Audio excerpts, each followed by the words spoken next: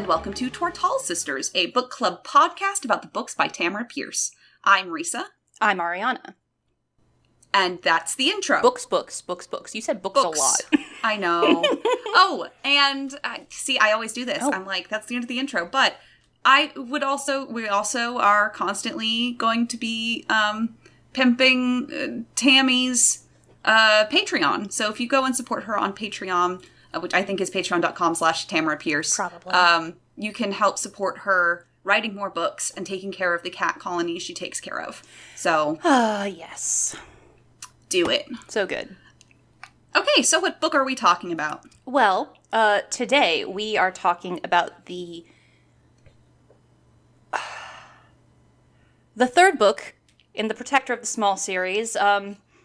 I'm trying to figure out a way to describe it, but it's really just, it's an odyssey in itself. Squire.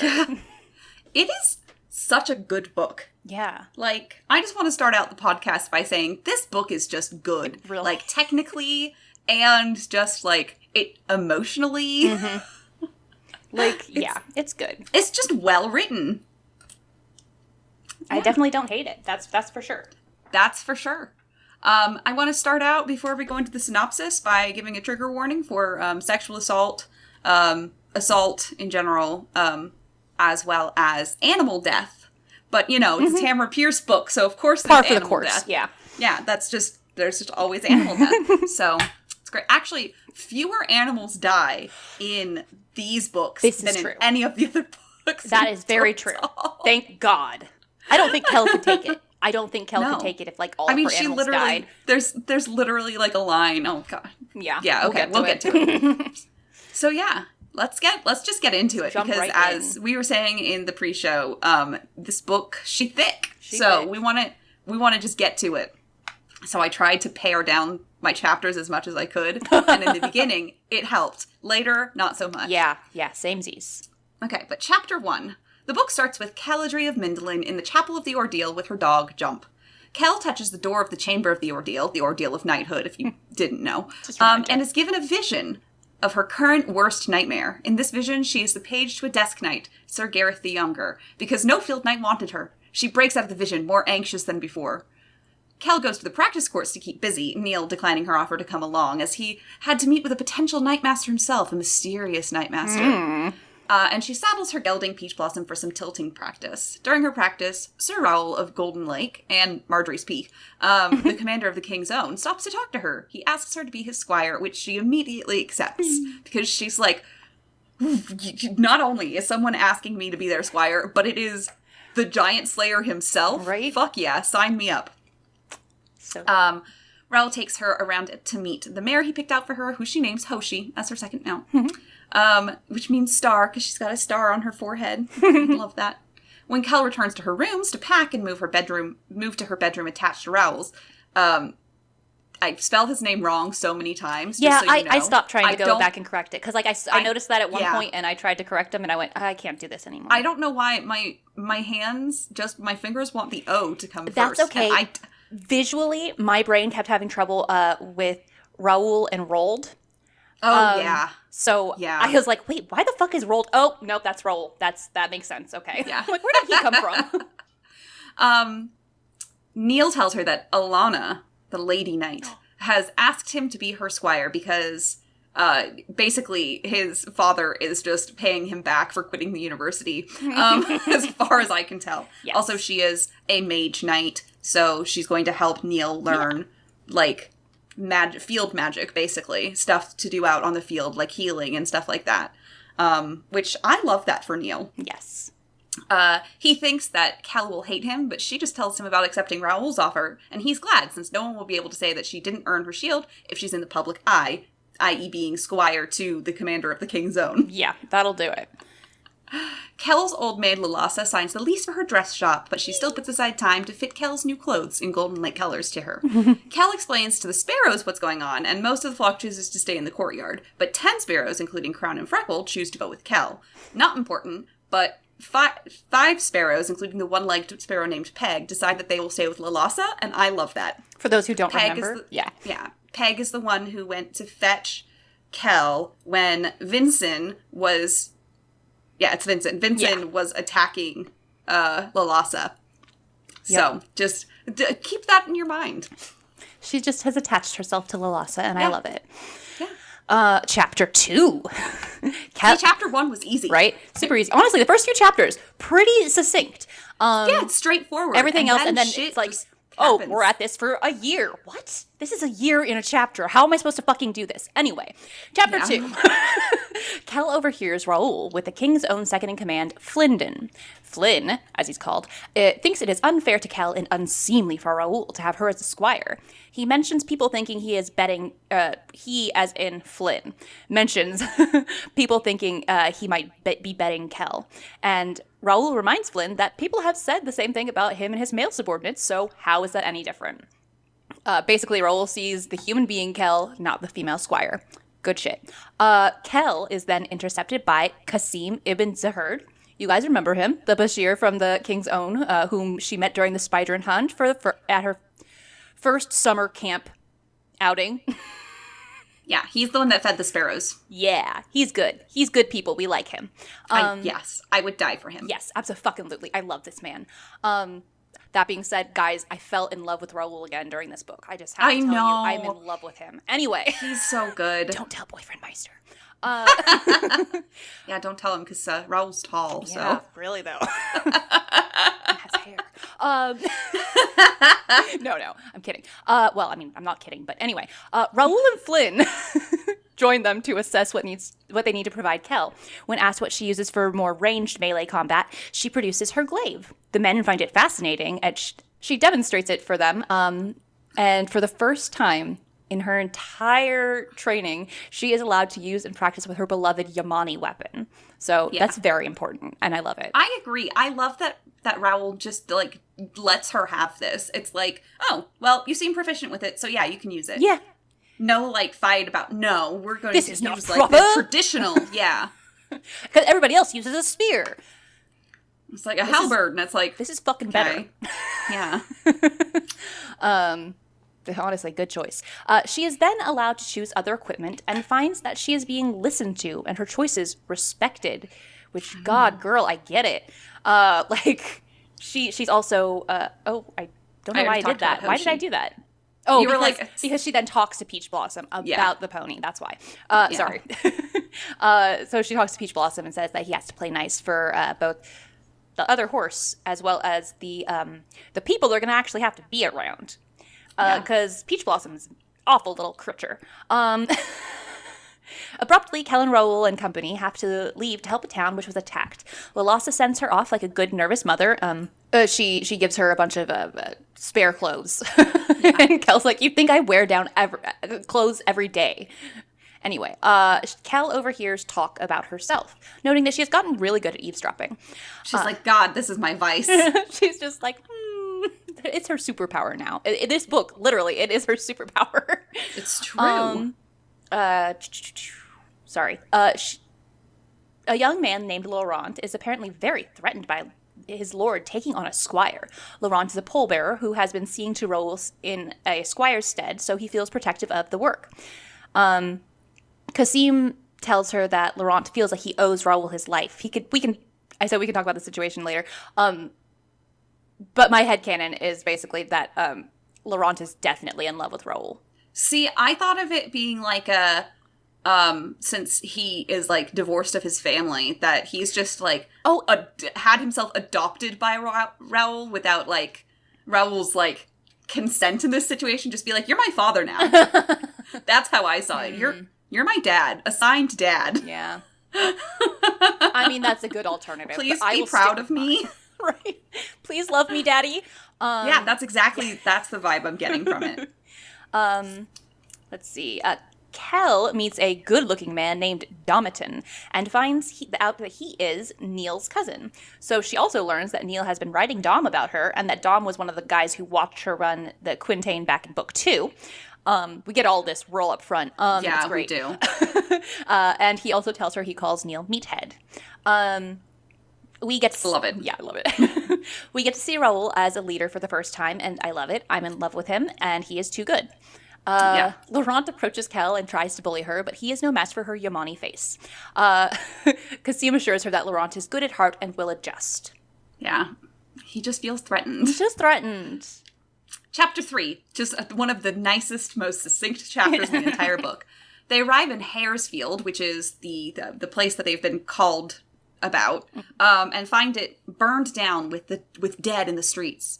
Raoul and Kell work out from the evidence left behind that it was centaurs and humans together who made the attack. Kell notes that, like, it have to be humans too, because centaurs aren't shotted. And Raoul's like, yeah, I didn't think you'd pick up on that. But Kell notes that the gates weren't broken, so someone in the town let the attackers in. They meet with the local centaur herd, and the chief, Greystreak, immediately tries to trade horses, which he calls slaves, for Kell, since she looks like she will breed easily, which makes everyone's, animals and humans, bare their teeth. Greystreak tells them that he has cast some rebellious young centaurs out of the herd, and they're stealing to placate their females with gifts. Not super plot relevant, but as Greystreak is leaving, all of the horses, like, in the entire own, break free of their stakes, and they're, like, come to be like, what, bitch? And not even, like, running up. They'll just, like, casually stroll up, like, Yeah, they're just there. They got, they escaped from their stakes. They're here, and he, like, rears up and is... to, like, show them his stallion parts is literally what she says. Yeah. And they all just, like, stand their ground, and he's like, oh, no, geldings should cow to stallions. This isn't right. And it's like, well, Raoul decides to call in some groups of the Queen's riders for a two-pronged attack to hunt the bandits. The own being conspicuous and loud, and the riders to do the scouting work and be, like, quiet to be able to catch them. Kell spends the afternoon helping a young mother clean up what's left of her house. She is found by Laurent, who tells her to get the wine service to serve the riders and centaurs that are there to help search. Kell goes where Laurent... Like, this is just, like...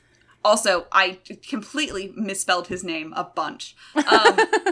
Laurent points her... she goes to where he points her, and she starts looking through the bags when she gets caught doing so. They were not only Flinden's bags instead of Raoul's, but also Raoul never serves nor drinks alcohol. Kell doesn't give up Laurent's name. She just says that someone pointed her in the wrong way. She instead serves a water service. Burry is there, by the way. I just didn't find a good place to put that fact in. So she's there a lot in this book, and I love her so much. So much. She is, and I can, like... hear her. Oh, in my brain, she is voiced by Zelda Williams.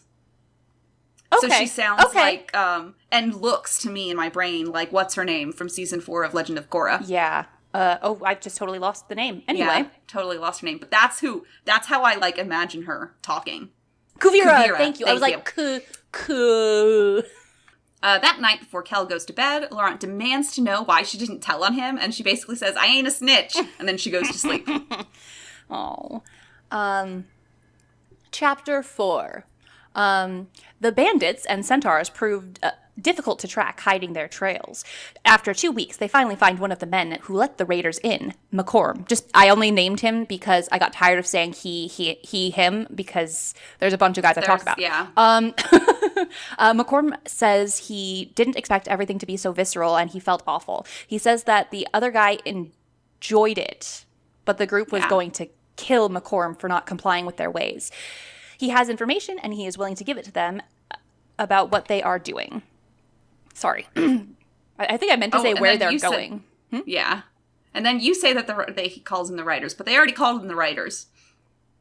But he says in the chapter I was on, Burry would never forgive me if I didn't invite her. Oh, okay. She's already there, but he's specifically using her. I could have... whatever. Askew. That's the name of her writer group. Yes. I don't remember what they're called. They're the Queen... She's on with the Queen's Writers? Yes, the Queen's Writers, but I don't remember, like, if they're, like, Team Askew or... Oh. I don't know. Whatever. Anyway. God, we're not going fast enough. I'm sorry. They find out that what McCorm heard and prepare to defend their next target. Kell is put in Flynn's company because Raoul wants him to get used to her and to understand that she is more than fit to be among them. Off the advice of a local herdsman, Kell is posted at a seldom but still used path.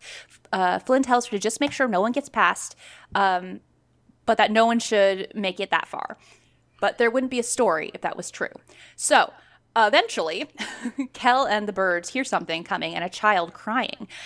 Kel, the birds, and Jump ready themselves and are met by a centaur with a toddler and a squirming pack in tow.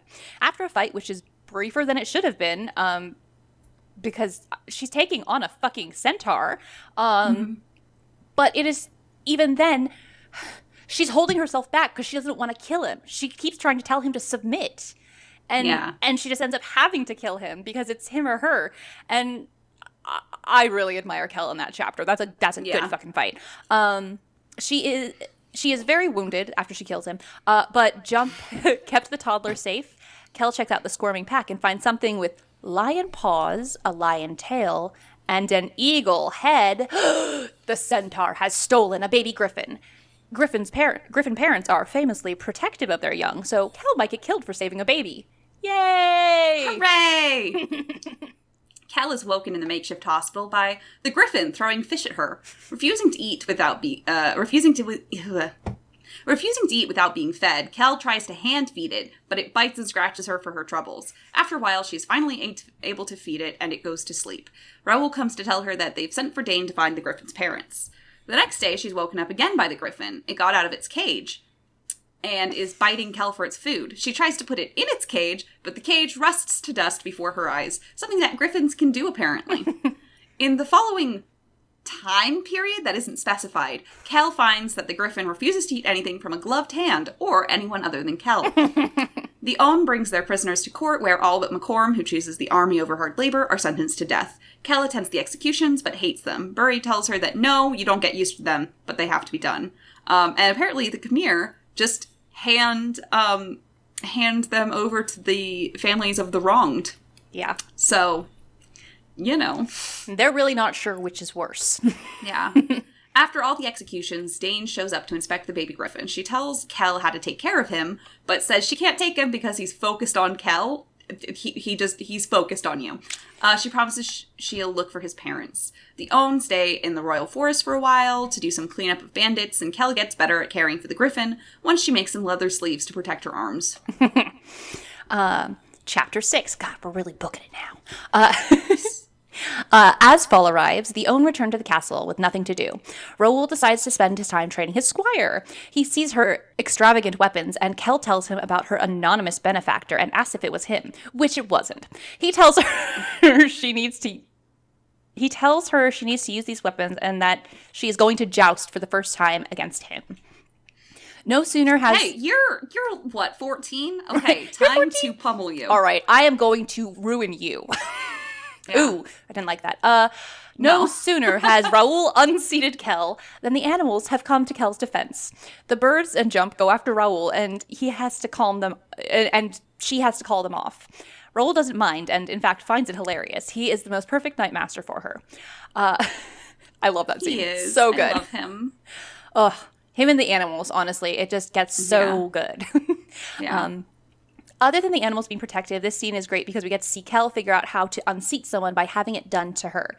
Some of the riders and the Own have gathered to watch, and after 5 rounds, she is over the humiliation and pain. Burry tells her that most people who go 5 rounds with Raoul don't look so lively. She obviously doesn't believe Burry and feels bad for not being able to beat a giant man who has been a knight since before she was born.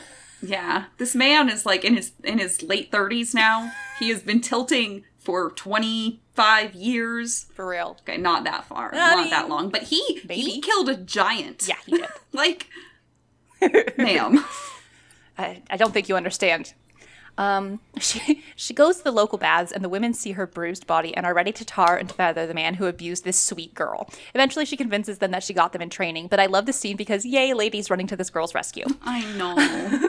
They're like, we can take you to the temple of the goddess, and they'll protect you. They'll get the men who did it. Don't you worry. Let's see. Another lesson Raoul decides to impart is planning. He has her doing calculations for feeding troops in her command. She asks why he would bother to teach her this. She knows she won't be given more than a few people in her team, and she is not the girl, and she is the girl and not respected. Sorry. Raoul lays down the real truths and eventually tells Kel that she isn't just some soldier to follow command. He knows she will be a great commander, like he and Burry, and that those are in short supply, so she will have her hands full. Not plot important, but she then quickly does the equation, so without doing the work. She just writes the answer, and Raoul calls her a show-off and sends her away. It is cute. I am in love with this man. I write this a lot. We're just going to keep saying it. I'm going to read every time I say it. I also love that she then does spend a lot of time with Raoul and Burry this entire book, and so it's like, those are her commander parents, and I love it. This is her mom and dad. Yeah, right? These are my badass parents. This is her new pattern. She trains with Raoul, cares for the griffin and her other charges, and practices paperwork in the evening. Garvey, one of Jor-El's... Joran? Oh my god, I did that the whole time too. I think I called him Jor-El the entire time. It's fine. I'll fix it. Garvey, one of Joran's nasty friends, and his Knightmaster, Sir Jor-El. That's why I did it. Okay. Yeah. Show up. So Kell can have someone to tilt with that isn't him. Garvey is more than happy to try to kill the lump. He catches her in a shield lock, but neither one is unseated. Garvey is a little prick and leaves, so Sir Jor-El tilts with Kell instead. She nearly unseats the knight, which he excitedly points out. He's very excited. He's like, oh my god, if I'd been wearing armor, you would have knocked me out. Good job! Because true knights want others to do better as well. Kell, ever unable to take a compliment, just shrugs it off. She's like, but I didn't do it. But God, I didn't. I'm not perfect at this already. Ugh.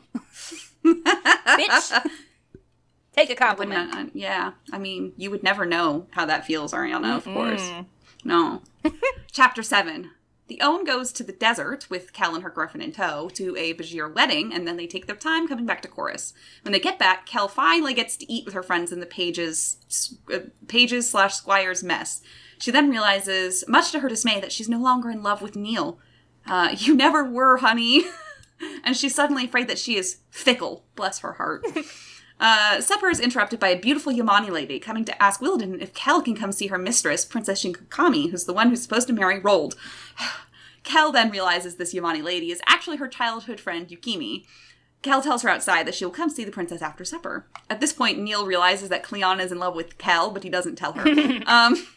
He's just like looking him over because Cleon's like, come on guys, you guys have seen pretty ladies before, just get back to eating. And Neil just kind of looks at him like, oh, I get dawning realization. Like, and he almost says something, but then he doesn't. He's like, I guess I believed Kell for some reason that this was just, you being silly. I mean, no, he's been thinking about it since the last one, but now it's like, oh, you really, I see. Kell goes to see the princess after supper, with Raoul's approval, and realizes that Shinkakami is actually another childhood friend from the Yamani Islands. Kell never knew that Shinkakami, then known as Cricket, was part of the Imperial House, and Shinko is like, yeah, but I like that you treated me like a normal person, so I never corrected you. The Yamani ladies invite Kell to morning glaive practice, and really, how could she say no? Kell rises before dawn for glaive practice and finds that her mother and Queen Thayette are part of the practice. They all start practicing, and Thayette has to knock Kell on her ass so that Kell actually takes the practice serious instead of worrying about hurting the queen. The Ohm gets called away for business for a bit, and Raoul plans to spend the winter in the south away from the palace, but they receive a message that they found the person who paid the men to kidnap Lulasa. They need to go back to the chorus for the trial. Chapter 8. Kell reminds us of the whole ordeal she, Lulasa, and Jump went through that spring. We remember. Baylor's Needle. Bad times. No good. When they arrive, they are met by Lulasa and her gal pal, Tian. Yeah, totally. Just gal pals. They're just renting rooms together and, just staying spinsters together. They're just spinsters together, right? Well, thankfully, Tammy has out of the book said, yes, I'm really glad. They're girlfriends. Okay. Everyone is so shocked to find that the person standing trial is Joran. Like, we're not surprised, but in the fucking slightest. But I guess some part of Kell hoped he might start to change. Kell is pissed and just hopes Joran winds up in prison because she doesn't know about rich white kid privileges since her family is nouveau riche. The trial proceeds as expected. The kidnappers are brought in to ID Joran and, in fact, do. His counsel says that there's no evidence. The map that was given to the kidnappers is brought out as evidence, and then Joran erupts in a self-righteous confession. Doran snaps that it is all Kel's fault, that if they had not been forced to admit Kel into male ranks, he wouldn't have had to do this. He says they made Wilden keep training Kel, to which Wilden immediately objects that he was not made to do anything. In the end, Jorn is only made to to compensate Kel for the hours her maid was missing, and to Lalassa since she missed out on dressmaking business. Kel speaks her mind, which definitely surprises a lot of people and questions the sentence. She is told by the magistrate that this is what the law says is fair. Kel bites her tongue for Lalassa's sake. It's like she just realized that non-noble classes are treated like property and are only qualified by the rewards the nobles can reap from their existence. Childhood innocence quickly shattered. I mean, to be fair, she is 14, however. The best thing here is that as the monarchs are leaving, Kel says, I want to talk to you. Basically.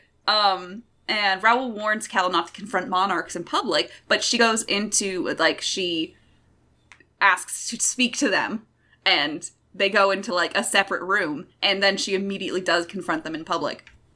She tells them that it was wrong, and that she had been the one kidnapped, Jorn would be in prison, if not worse. Jonathan agrees that the law is wrong, but he's like, okay, what do you want? And Kel is like, change the law. And he's like, I can't just change laws. I'm not, this goes through a lot of stuff. And then... Apparently they don't do a lot of, civics classes in Tortall, because it's like, okay, look, here's how it works. Yeah. Jonathan Thayet discuss it in front of her and decide, yeah, okay, they'll change it. They talk through it and they're like, okay, well, we can get these people's support because of this. We can really run the angle and get the Mithrin priests in on this because we can talk about the slavery angle. Yeah, okay. Yeah, okay. We'll change it. She says that Jonathan says that Kel can't go challenge Jorn or it would look bad, so he makes her swear to him that if he changes the law, she won't fight Jorn. The swearing bit is really fucking weird to me, but whatever. She literally has to get on her knee and kiss his hand and shit. It's what the fuck? It's ritual, man. This book is full of ritual. When she leaves her meeting, she is met by Jump, who brings her back to the rooms where the griffin has cornered a sparrow under the desk, injuring it. Kel captures the griffin with her sheets and has a sparrow go get Dane to heal the bird and teach the griffin some fucking manners. Raoul helps Kel clean up, and they chat about Jonathan and Jorn, and Raoul says that if he was the training master, he wouldn't have let Jorn get as far as he did. Kel is like, oh, you can't just stop people from doing things if they pass the exams. And Raoul is like, yeah, you can, which gives her much to think about. And then I say, insert Cleon silliness, page 178. So give me a second. Let me see. I was just having trouble writing things down. Oh, right. They're doing, it's midwinter, prep stuff now. And they're serving at a party, and Cleon is doing his, you shimmer like a mirage of delight. Your teeth call to mind wolfhounds romping in the snow. Kel smiled. And she says, wolfhounds are furry, she pointed out. I hope my teeth aren't. And teeth aren't cold enough to be snow. How is it you get sillier every time I talk to you? And then, right, he's like, oh, I have to go do this. If I don't return by dawn, wear my handkerchief beside your heart forever. Kel lost the chance to say that she didn't have his handkerchief, and if she did, after a while it would begin to smell. Neil says... As Neil has said, she is not a romantic. No, and Neil says, so, did Cleon kiss you for midwinter luck? He's doing it. So at the midwinter feast, Kel notices that Rold and Shikakami, the betrothed couple, have nothing to say to each other and look super bored. Yuki asks Kel to go help give them something to talk about, so Kel comes up with a plan. She gets Neil and Cleon to bring Rold, and Yuki brings Shinko into the book room where Raoul and Burry tell them all about their adventures. God, that was a sentence. Really was. So many people. After the feast, Cleon walks Kel back to her rooms, and while they chat about the night, right before he leaves, he kisses her for midwinter's luck and strides away, and she's like, what? What just happened?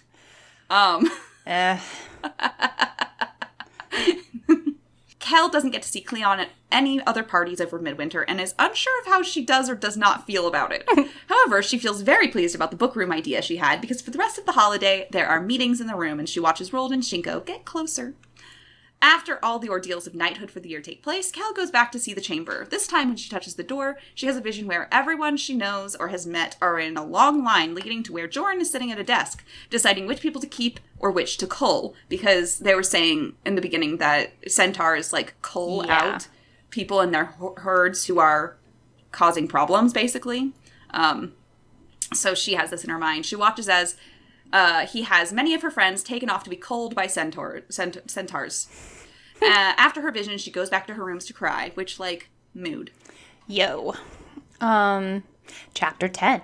After the kiss, Kel is happy to get away from the capital. The owner sent on an escort mission, or sent on escort missions for the rest of the winter and into the spring. At one point, Kel sees Baron George Cooper and doesn't think he's worthy of her idol, the lioness.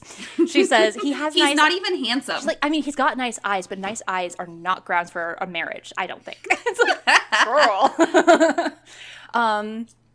We get to see Raoul petulantly obeying his king's orders, and I'm here for it. Still just boys. The only fun Raoul finds is in kicking people's asses who challenge him in tournaments. He spends most of his time at those kinds of...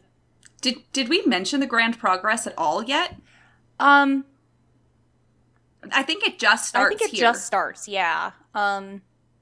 And that's why I called it escort missions. I was just that that is pretty much what it is. They're just riding back and forth with people, and they're riding back and forth with people to different fights. And then he's like, "Oh, we'll just relax and chorus for a bit and recharge." And everyone's like, "Raoul, he's gonna get pissed off at you." And he's like, "Yes, fine. It's fine. What's he gonna do? Kill me?" And then okay. And then he gets the message that is like, "You will be here or else." And so he's like, "Fine, we're gonna go to the fucking thing."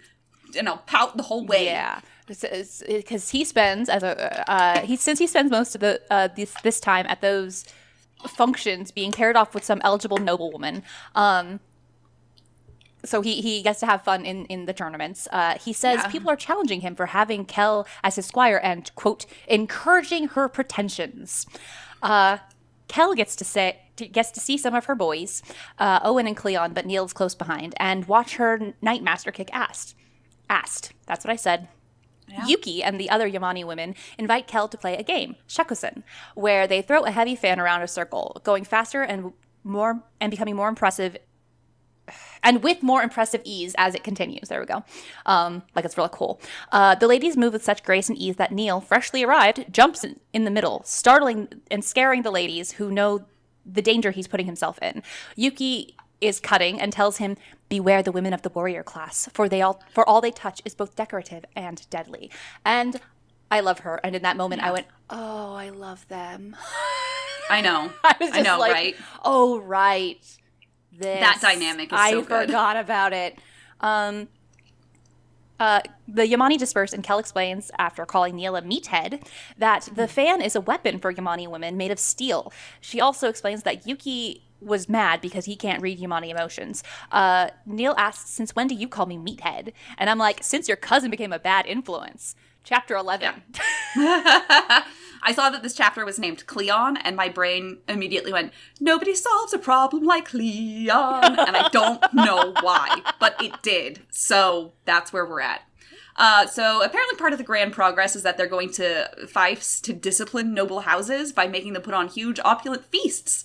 Gary, the younger, calls this obedience through poverty, which is incredibly fucked up. Super fucked up. But whatever. Raoul tries to get Kel to sign up for jousting at the tournaments, and she's like, "No, I can't even beat you." And he's like, "Kel, I haven't been unseated in a decade. Don't think you're bad just because you can't beat me." And she's like, "Wow, he's so nice. He's just lying to me like this." She's crazy. After weeks on the progress, Kel is serving at dinner, and she stumbles when she realizes that she's serving Alana with Raoul. When she regains her composure, she has a mild conversation with Alana that shows that Alana has definitely been watching her, but Kel does not get it. She's just pulling up all of these, obscure facts about Kel's life, and Kel's like, "Yeah, okay. Yeah, why wouldn't she know these things?" Afterwards, she's so much smarter than Dane, and yet... she's still, super face value with certain things. It's like... Yeah. I think there's a certain amount of just, she's just oblivious about a lot of things. Yeah. She just has ideals. She's, as Burry calls her later in the book, an idealist. And Yeah. But, afterwards, she is like, Raoul, you should have warned me. And he's like, aw, shucks, sorry. And Kel hangs out with her boys and learns Owen is going to be Squire to Miles because no one came to get him. Aww. So he's going to be Miles, and then gets sad when everyone leaves and Cleon doesn't flirt with her. She gets sad, not Owen. Owen doesn't give a shit. Oh, yeah, she gets sad. No. She gets sad. She's just kind of like, oh, I mean, no, I'm not sad. It's just, I don't know how to feel about it. Good? It's good. Fine. Everything good. Kel overhears Laurent being bullied, one of the bullies being Joran. Being Kel, she can't just let that go, despite not especially liking Laurent. After hearing them also talk shit about Raoul, Kel steps out and is like, hey bitch, see you in the court. And by court, I mean the lists for jousting. And he's like, bring it. Laurent is like, I can fight my own battles. And Kel's like, okay, sure, whatever. You can do it after I fight him. God. Cleon comes to Kel's tent when he sees her name on the list against a full knight. She's like, yeah, it's fine. I can pay him when I lose, so it's cool. But then she gets super nervous with Cleon in her tent and starts trying to, like, keep herself busy, which, like, mood. And Cleon's like, was I wrong? Did you not like when I kissed you? And it's a really cute scene, and apparently I said I couldn't do it justice. Yeah, so page 200. Yes, there's a bullet point I skipped over that explains why that happened. 223. It's such a, like, I want to say sweet scene. There's something about it. Really is. That he's just so, like, he's trying to feel everything out.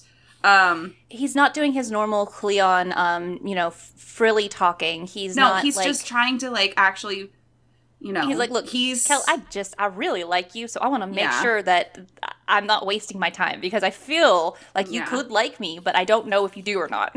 He's like, was I wrong? And she's like, it was nice, but people would talk if they saw. And he's like, they might get the wrong idea. Mm-hmm.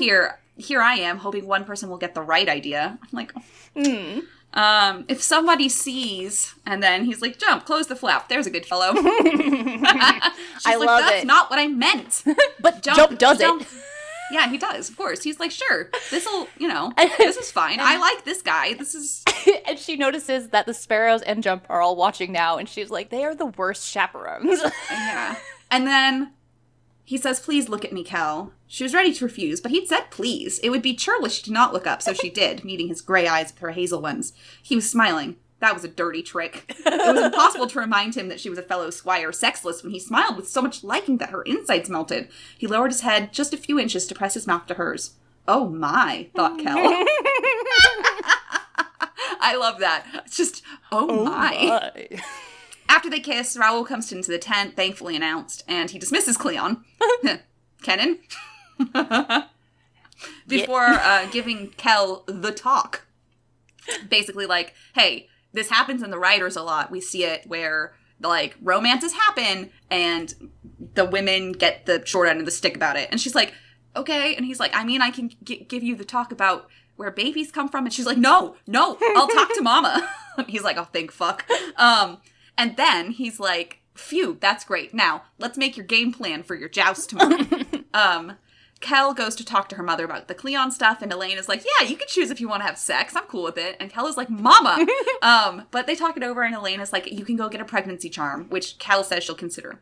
Then her dad comes in and is like, why are you tilting against a knight? And Kel sighs and has to explain it all to her flustered parents. What I particularly liked was... basically, I like that Elaine, she's just very straightforward with her daughter. She's like, look, when I was being married off, I overheard my dad telling one of my suitors that I didn't have much in the way of breasts, but that I had good hips and would foal easily, which is exactly the kind of wording that Grace Street used about Kel. And it's like, shit. Men just suck. But it's a really good scene just because she's just like, basically, if she'd been casually smoking a cigarette, that would have made sense to me because it's a very like, yeah, it is. That's the vibe. You want some wine, honey? All right, but chapter 12. Kel barely sleeps that night and then is rudely awoken by that fucking griffin attacking her head for not feeding him promptly. Raoul helps to prepare, making sure she eats something so she has the strength to tilt against Ansel, who is the knight. The knight. I just didn't name him. I was tired of saying, again, it was just pronouns. I was tired of them. No, I get it, yeah. Kel's lance splinters on the first run. On her second run, Kel does as Raoul had done against her many times and pops him out of his saddle.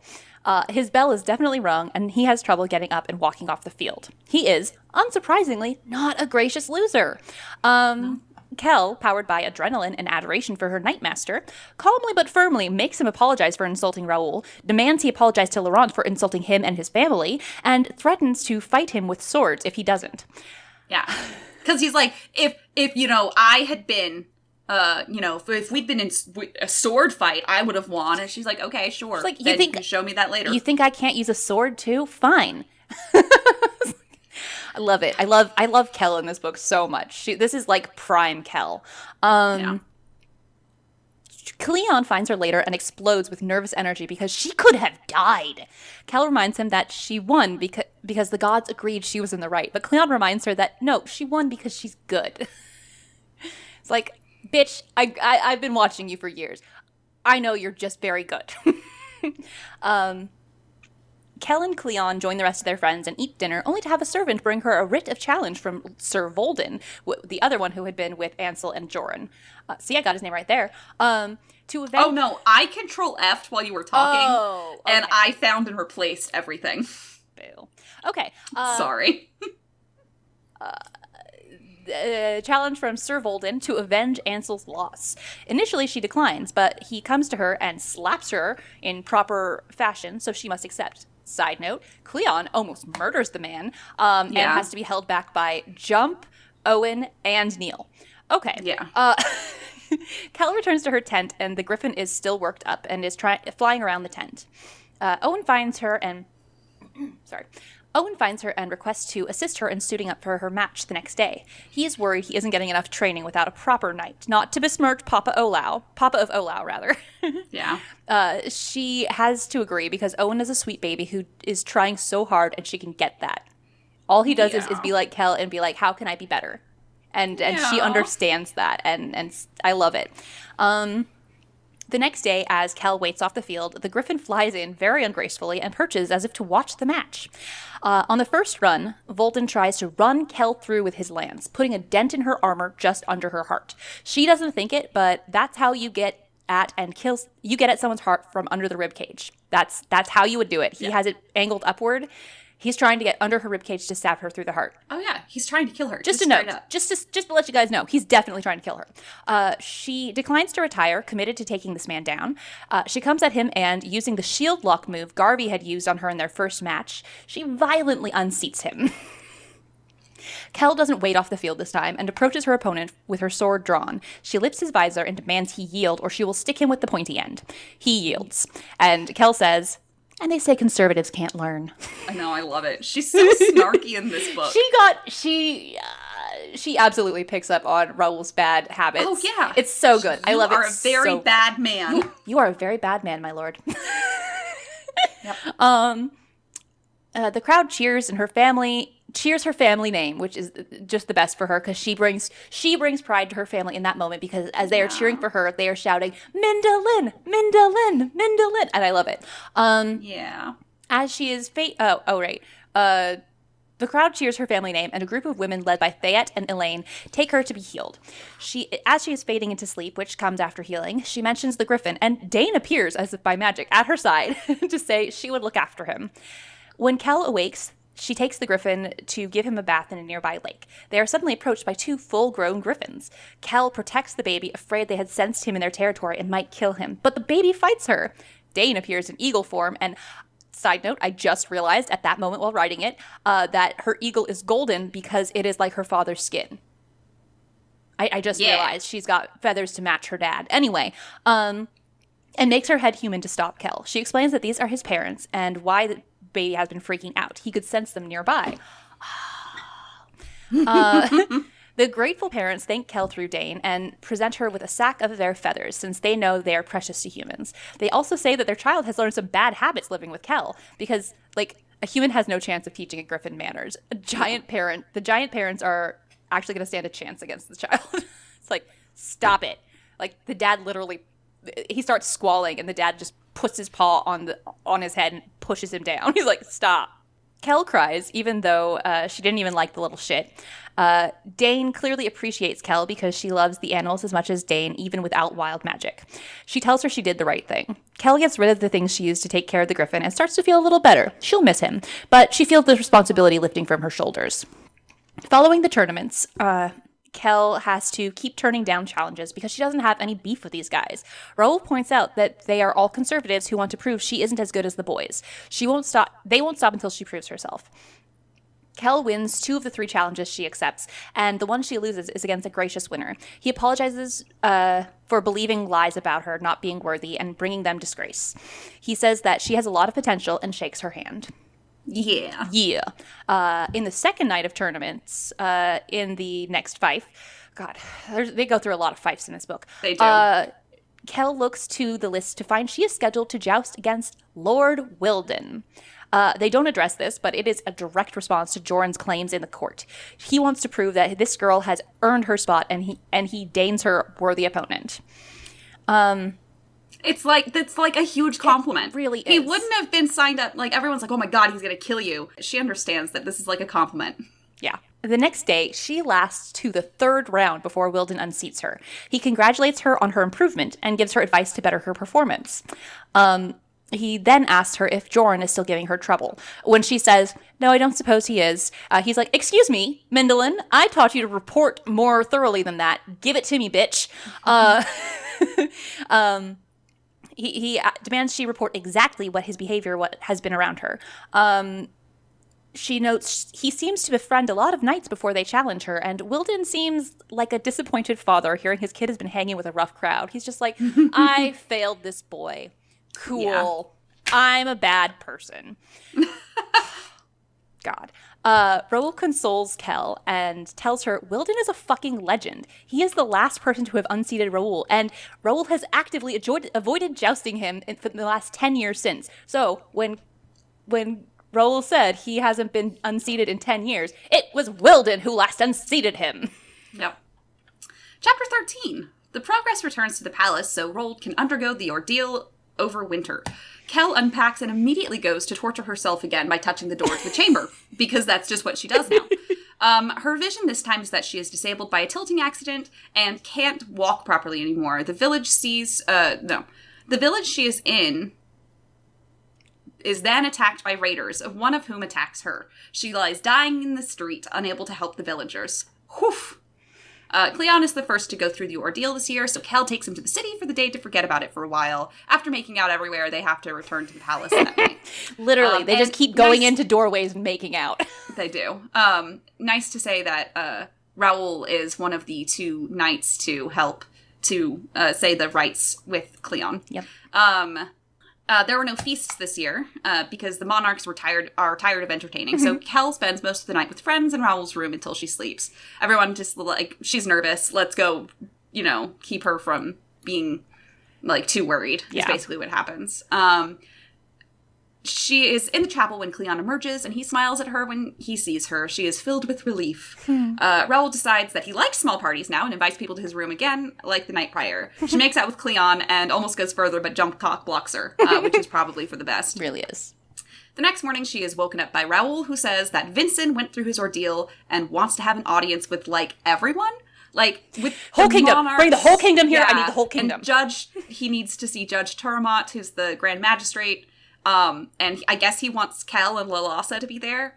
Well, Lalassa's there. I don't, She's like, Tion, hold the shop down. And Tion's like, I'm coming with you, baby.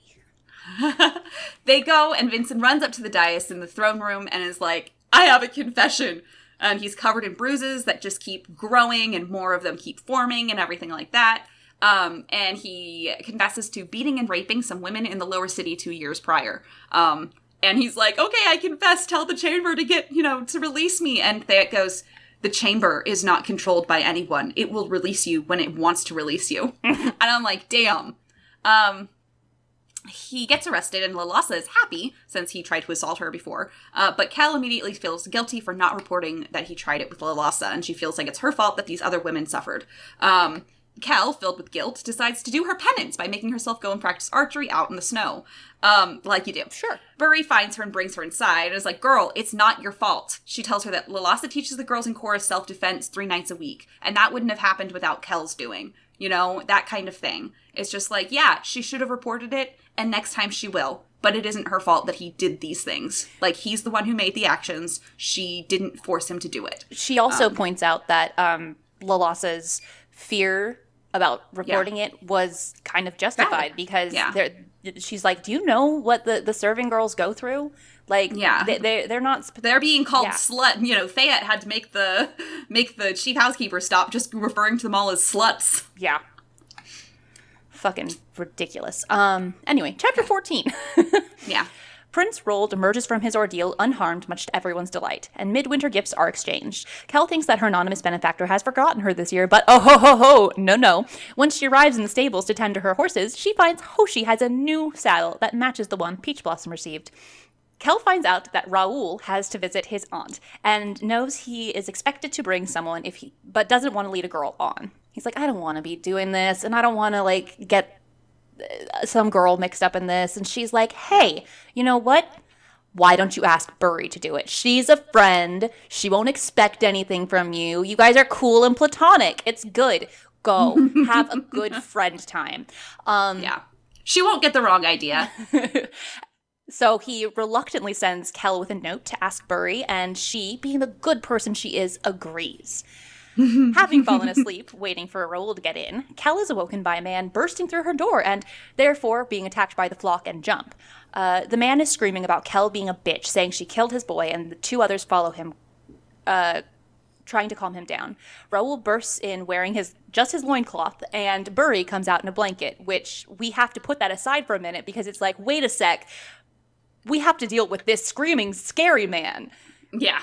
I will come back to naked Burry in a moment.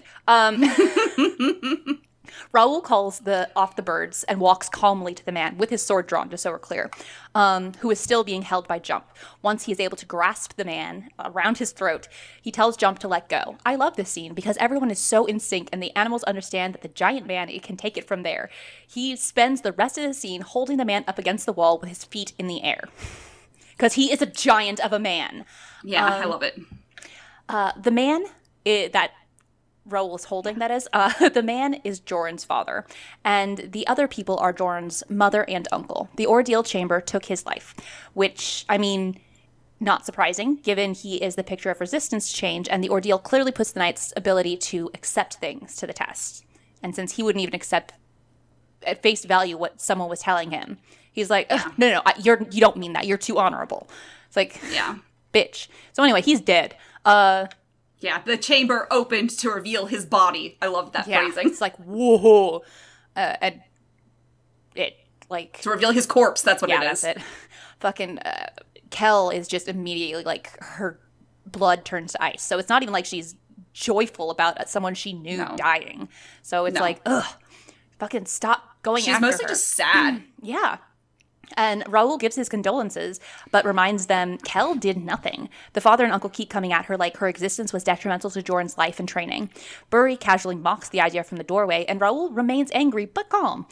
They find... I give allowances for your grief. Yes, that is the best. She's like, I've never heard him utter a phrase like that before. I give allowances for your grief. Because he's never angry. That's the thing. Is he's just like this big teddy bear of a man. So seeing him like angry is apparently like terrifying. Yeah. They finally leave and Raoul reminds Kel that it really isn't her fault. And she kind of agrees. He tells her she's the best thing to happen to the entire kingdom. And she is an inspiration to all the other girls who have cheered at her matches and heard of her prowess. Then Raoul and Burry retire to the knight's room to get some dawn dicking in. Yeah, apparently. You know, they're like, it's you know early. What? Let's have sex again. Amazing. What else was I going to say there? Oh, I do like that after all that, he's like against the wall, like adrenaline still pumping, and so he's just trying to brace himself, Raoul, and he's like, I need something to drink. And she's like, oh, I'll go get, he's like, no, not a drink. That makes me mean. And it's just like, yeah. Oh. Yeah, I really like that he is a recovered alcoholic. And I honestly love that for him. I love it. I love that being in here. I love having a character admit that drinking isn't something that's good for them, and that they take it out of their life. I love that. Absolutely. Anyway, Garvey and Zahir both survived the ordeal, so there might be hope for Garvey since Zahir has proven that he isn't that bully anymore. Yeah. One night, King Jonathan and Alana come to talk to Raoul. Jonathan bluntly tells him that Wilden has resigned from his position as training master. Kel gives him some space and goes to see Wilden. He can tell she knows, and she tells him he's a wonderful training master. Wilden sits Kel down and confesses this round of ordeals has made him doubt that. He admits he allowed them to bully her, that he did everything he could to make her quit, and didn't realize the monsters he was making. He says he has been at the job too long and someone else should come in and shake things up. He tells her that she is the best thing to come out of his tenure, and it's not actually thanks to, but in spite of him. Honestly, it's a great moment. She goes, "You're the kind of knight I want to be." And he's like, I'm happy to hear you say that, but no, I'm not. Yeah. It's so good. It's such a good scene. Yeah, I love it. He doesn't have a plan for what he will do after, so Kel asks that he consider taking Owen as his squire. He isn't keen on the idea. Does he call him an oaf or something? He calls him something. A hellion? He at least calls him, yes. That's it. He's a hellion. That's what it is. He just calls him Jesslaw the entire time. Jesslaw. But anyway, he isn't keen on the idea, but agrees to speak with Sir Miles, ordering Kel to give Miles a heads up. Soon, Owen comes bounding into her quarters to announce Wilden has taken him to Squire. I mean, we know that, but he's so excited, and he comes to tell the Wendy lady, his pseudo-mother, his exciting news. I know we say this a lot, but I love Owen Jesslaw. Owen of Jesslaw. Yeah. Such a good baby. Kel and the Own, along with newly knighted Cleon, go ahead of the progress to scout the route. Kel and Dom have their on-the-road banter, and Cleon is a little irked, which Dom immediately gets and takes his leave. He's like, well, I know when I'm not wanted here. I believe he specifically says, you know, it's getting a little cold over here. I'm going to go over that way. It's just like, I feel like Dom was created because there were scenes that Tammy wanted Neil to have a part in, and then she was like, well, I can't have Neil be there because then Alana would be around. Well, I guess I'm gonna have to invent somebody who's basically just Neil, but better looking. Yep. There we go. Cleon says he is annoyed because Dom was flirting with her, but he quickly admits he's just in a mood. He misses their alone time and wishes they could be coupley. One morning, Kel awakes to find Crown dead on her pillow. So she died as close to Kel as she could get. She buries the Sparrow Queen under an olive tree and mourns. I forgot to note, this is in Persepolis, which, as you guys would remember, that's where that's Alana's first book ended. Anyway,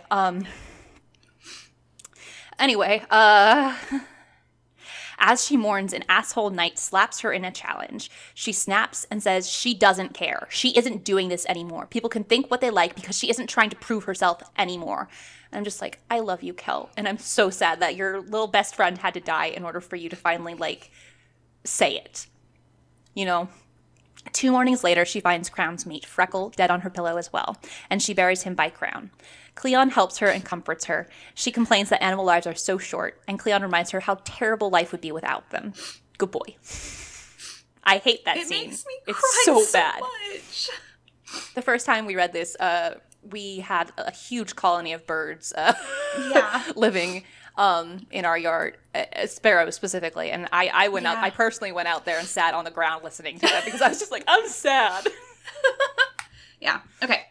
So, chapter 15. The Grand Progress leaves the desert and carries on south. There is an earthquake in a city that they've been in before, and the Own goes to help. They help out the town for a while, and then they go back to Chorus to rest. It's a bunch of stuff, but it doesn't actually matter. Just side quests. She's got side quests going on. Yeah, and apparently she's terrible at carpentry. That's how we know. Once they almost get to rejoin the progress, they have to stop a little before they reach it, with bums Kel out because she wants to see Cleon. But Cleon comes to her, and they make out a bunch before being cock-blocked once again by Raoul and Burry this time. Kel decides to go to the healer for a pregnancy charm. Kel gets bored on progress, so she signs herself up for tilting again. Once again, Wilden takes her up on it. Cleon makes the joke again that she shouldn't die a virgin. And she's like, okay, what if I took you up on that, huh? And he flounders. He has an arranged marriage already, but he says he's going to try and talk his mother around. Cal is like, shit, no, I didn't mean that. But Cleona's like, it'll work out. I'll talk her around. We'll just have to, do a lot of great deeds so that the crown awards us purses. And Cal's like, shit, nope.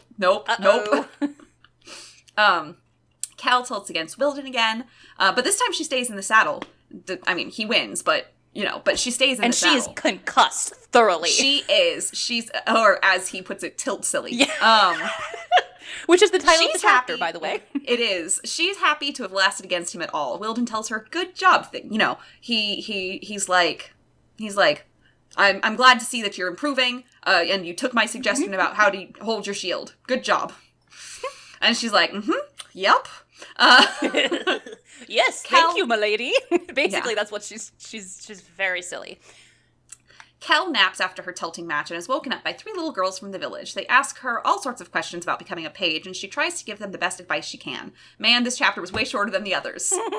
Hooray! That's literally just where it ends. Yeah. Let's see. Chapter... It's almost over. Chapter 16. Now, I had to write this while I was working, so let's see how much sense it makes. Okay. Chapter 16. Kel and the rest of the progress continue north, and she is able to spend her 17th birthday with her family in Mindolin. She gives her eldest nephew advice for his upcoming first year as a page. It's the least she can do since his father, Anders, had been the one to give Kel advice before she went to train, so it's really cute. We don't get to see it, but we assume it's really cute. She sees Cleon playing with her nieces and nephews and can tell he wants to have children with her, something she does not want to do and makes her squirm. Hey, kiddo. Just because you're good with kids doesn't mean you have to have them. It's okay. Yeah. Your parents don't expect that. They're like, there's too many of them. I don't care. Do whatever you want. Go do you, baby. Let's see. King John sends a team to the north to deal with the Scanran aggressions, and against Raoul's recommendation, it is not Raoul's team. They are stuck on progression. Sorry. Yeah. Detail. Progress. Detail. Yeah. Well, but it is the progression. No, it's the grand progress. I know that, but it's still anyway. Cleon and Kel will be separated for at least the summer. Yeah. Plans change, however, when the king and queen take a smaller party to the north to see that their northern fiefs are safe. The northerners ask that the regents return to their progress, and John is nearly offended, but he is reminded that he has the Dominion Jewel and the realm would fall into chaos without him. Just a reminder to all of us, hey, the Dominion Jewel is still floating around there. And it's important, kind of, yeah, not actually. It's moderately important, supposedly. Let's see. They rejoin the progress, and Kel distracts herself from worrying about Cleon fighting Scanrans. She complains to Princess Shinko Kami that the progress is a silly waste, but Shinko reminds her that the country would fear for the worst if the progress was canceled. She's a smarty, that one. She touches, Kel, that is, touches the door, not Shinko. Kel touches the door to the chamber of the ordeal again and is shown a nightmare of Cleon being killed before her eyes and dying in her arms. She refuses to let the chamber upset her and walks away after spitting at its feet, basically. Isn't this the time where she goes to reach for it and she hears it think, you again? Oh, you again, yes. I love that. The chamber's like, girl. Girl. Okay, people do it once or twice, not every fucking year. This shouldn't be a pilgrimage for you, child. You're just asking me to be like, really hard on you when it comes to the ordeal. That midwinter, Kel doesn't get to see her friends, but sees some acquaintances ascend to knighthood. None die or fail this year. Good job. Kel realizes she is getting provisions that they will be... Oh, that's it. Kel realizes as she is getting provisions that they will be going to the north in the spring to help the Scanran border. Now, initially, Raoul plans on going rogue and doing this. But as he is talking to Kel, because she figured it out, the king and Flynn, Miles. For some reason, and Miles come in. I don't know why Flynn's there. It doesn't matter. Sorry. They come because the company that had been headed north had most of the company that headed north had died, including its leader, which is something that Raoul warned John about. Raoul was like, we should go, not them. They're not field ready. And John let his ego take control. As he is off to do. Yeah, and more, he wanted to, like, enforce obedience on Raoul more than he was thinking about who he was sending where, and so 20 men died. Sorry. Oh, there we go. They learned the warlord Magger is clever and ruthless. He brings clans to his control by holding members of the clan hostage under the guise of protection. Back on the road, Kel learns about the soldiers' call war going to see the Kraken. They assure her that she has seen battle and list her many accomplishments over the last 7 years. And this bitch can't take a compliment. Kel and I are both this bitch. Kel discovers that much of war seems to be building shelters and walls and digging trenches and privies. Time passes. Some time passes. Kel turns 18 and they remain in a holding pattern into June until they begin encountering more Scanran bandits and traps. In July, Kel gets too cocky and has an arrow graze her head. In the end, no one questions Kel's ability to do the job anymore. Chapter 17, The Kraken. It's actually quite short, though. So Kel spots the enemy from her post in a tree and alerts everyone. She specifically sees glints of metal, which no one is, like, questioning. Raoul sends people places, and the specifics don't really matter that much. But then when he's pulled between, he's like, they've been doing 2-prong attacks all summer, so I need these people to go here and these people to go there. And there's a merchant caravan that's supposed to arrive today, right? And so suddenly he's like, oh god, they might just do a 3-pronged attack this time. So do we go to the village or do we go to the merchants? And then he looks at Kel and he's like, what do you think? And she's like, merchants, sir. And he's like, okay, let's go. The rest of this is a blur, but what's important is that there are giants reported. Raoul goes to fight them vaguely, but kind of. Kel is part of Dom's squad, and he has her make a little headband out of griffin feathers so she can see through illusions, and she uses her griffin feather arrows to shoot and, like, fucking kills, like, right through the throat every time. Oh, yeah. She kills, their mage and stuff like that. Like, she's really putting those griffin feathers to use. Yeah, because, by the way, she was making a bunch of arrows a couple chapters back out of them, and Raoul was like, very good. You could be a Fletcher if this doesn't work out. Yeah. So, Kel is in Dom's squad, but Dom gets injured. Raoul has Kel take his place because the second in command really shouldn't be second in command, and he's actually very relieved that Kel is taking charge. So she commands them best she can. However, a giant machine made out of giant bones of giants and metal with knives for hands and teeth comes out of the forest and kills several men, including the second in command. More thoggy. Decapitates him. Yeah. Sorry. Then Kel has the men help her bind the machine with ropes so that she can climb up it and bash its, like, head, what could be a head, in with her warhammer. And it takes her far too many blows, so it's all, like, hardened steel and stuff. And then when she does and it cracks, a little, like, wisp comes out of the head and in a child's voice says, Mama? I'm going to be real. I forgot that that's what her books build to. And I was so upset when I remembered. Oh, I'm so sorry. Yeah.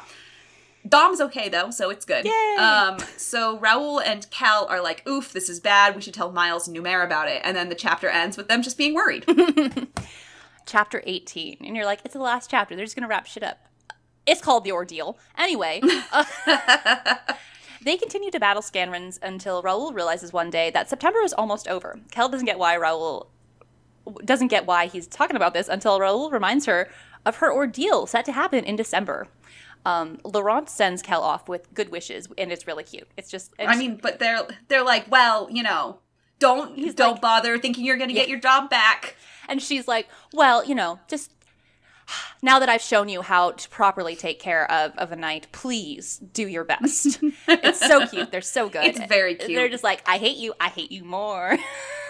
It's good. It's a good hate friendship. It is. They reach frenemies. Yeah, frenemies are good.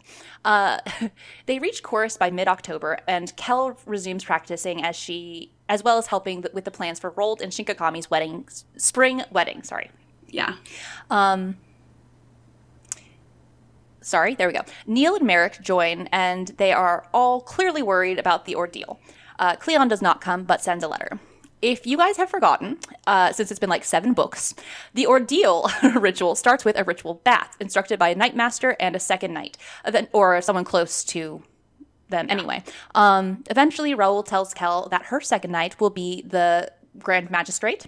Duke Tormont. You know, the guy who said that it was okay that he only had Joran pay a fine because that's the law. He is a conservative, so Kell is confused by... But Raoul... He's a conservative, so Kell is confused, but Raoul says he insisted. This is to thoroughly validate Kell's status in the eyes of everyone at court. It's like, yeah, no I'm one sorry. can come in and magic Are her. you guys saying that I let that happen? Me? Yeah. Like, no. So he literally, 80-year-old man, is going to sit in the overnight with her in an unheated room. Anyway, but that hasn't happened yet. So, they just know that that's what's coming. Kell distracts Neil from his ordeal because Neil goes first and Kell is scheduled to go last. So it's like, look, you assholes. Kell's like, you did this on purpose. Yes, we did. Kell distracts Neil from his ordeal by having Yuki hang out with him and argue. They easily fall in love that way. So Yuki is now terrified of Neil not making it through the ordeal. She's very relieved when he comes out unharmed. All of Kell's boys in her year pass their ordeal. Kell is terrified and seems to think she will die. She writes Cleon a letter, tells every animal in her care goodbye and to be safe if she isn't there to protect them. It hurts, okay? I know. It's like, girl, why do you think you're gonna die? She's just convinced herself. It's so crazy. Okay. Kell thinks about chivalry and reflects on the ideas and events which led her here, and she does the bath ceremony. Then the ordeal begins. So she's thinking about that while doing the bath thing. So that's But it's just a bunch of random thoughts, and it's like, oh, let's remember Kell's adventures. Let's remember people Kell's met and ideas she's been introduced to, and it's great. But it does need to be summed up. First, in the ordeal, she finds herself alone in the wilderness and needing to survive. She climbs a tall pine and seems to think the chamber is just trying to scare her with heights, but it has limbs break under her and sways to and fro without her falling. She thinks it means to kill her, not show her that she is capable, which is actually absolutely summing up what she's been through, which is, everybody tried to shake you, there were things that happened and you overcame, basically. She doesn't think that. She thinks it's attacking her. Sorry. She finally drops down to find her boys with her and bandits encroaching. She panics and can't react, so the chamber shows her... And literally, she's back to being 12 years old on that camping trip when they were attacked by bandits. And she's like, wait, this isn't what happened, and this isn't what happened. And she's like, I could have saved them. Let's see. Then finally, a bandit walked toward her, and Kell thought at the chamber furiously. I'm reading this directly. I thought you would be grand and terrible. I thought you would make us grow up, make us accept knighthood's duties and sacrifices. This is just mean. You're a nightmare device, bringing bad dreams to people who want to help others. And then the ordeal ends, and she's just sitting there in the room again. But this time, she sees Okay, no, first she hears it. A cold voice in her head says, "You'll do. You'll do nicely." And she's like, the fuck?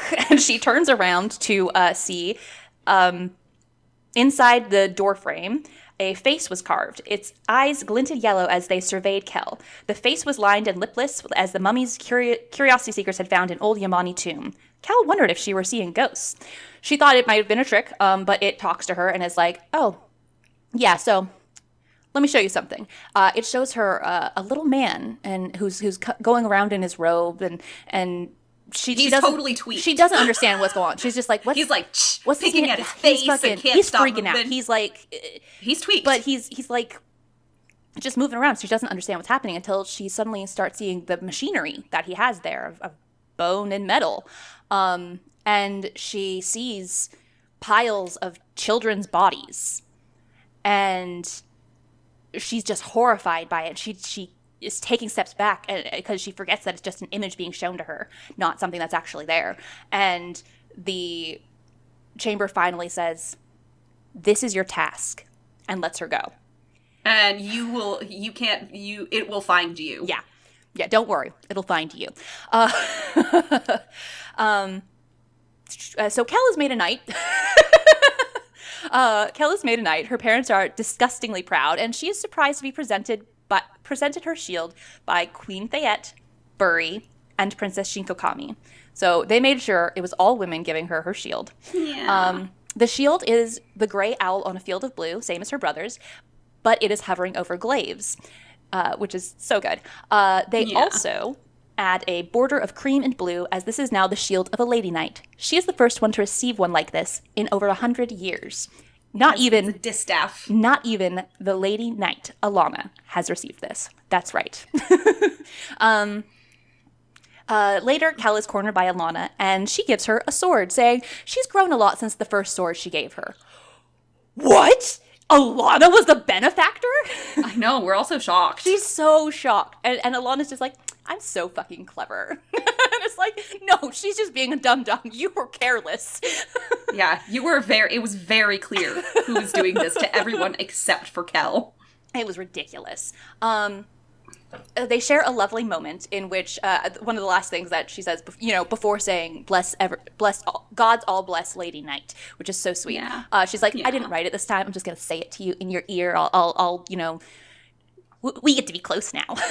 We're buddies. She's like, we're allowed to interact. So girl power. But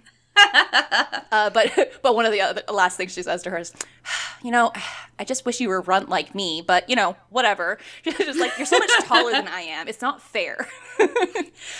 They share a lovely moment, then go to the festivities. Kel names her blade Griffin, so that he's always with her, and I love it, and tells it they have work to do. The end. So, I think we liked the book. I love this book. Yeah. Do we have any parts that we... we just talked about all the parts we liked. I don't know why. I liked all the parts. Yeah, no, I really enjoy her ordeal. I love her ordeal. Because it's so much easier than Alana's. Because she's been torturing herself for the last 4 years. And the chamber is like, I've already done this to you. Yeah, it's like, I don't have to show you a bunch of visions. I've already been showing you a bunch of visions.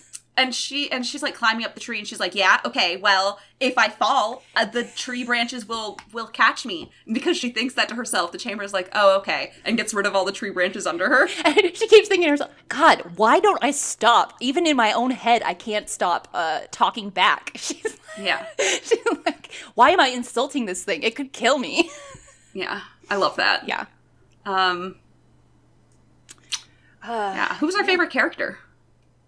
Raoul, I think. Yes, definitely 100%. He is the best. Yeah. And this, it's a really good. I love Kel's training and how it differs from Alana's, for example. Yeah, Alana spent her Squire years just following Prince Jonathan around and being his fuck buddy.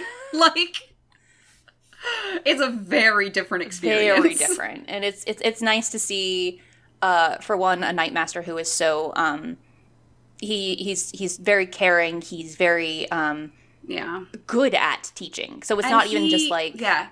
And he sees that she's going to be that same way, so he wants to prepare. He's like, oh, honey, you're a born commander. And she's like, no. And he's like... Yeah, you are. Okay. Let's just get you all trained up on this. Look, you're gonna have to trust me. This is gonna be your life from now on. Yeah. It's like, remember how you took care of all the boys that you were trained with? Yeah, you're gonna keep doing that. You're gonna keep taking care of everyone. Congrats. This is your role now.